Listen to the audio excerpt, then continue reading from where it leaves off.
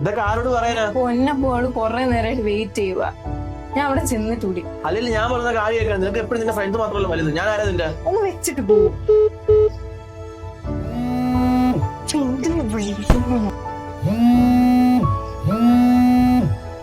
വല്ലപ്പോഴല്ലേ നമ്മളൊന്ന് കാണുന്നത്.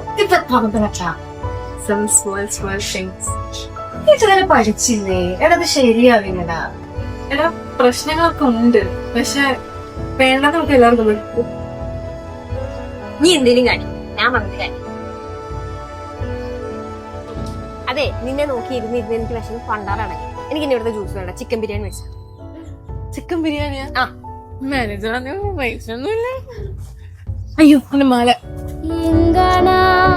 தனியா இருக்க எதுக்குன்னு தெரியுமா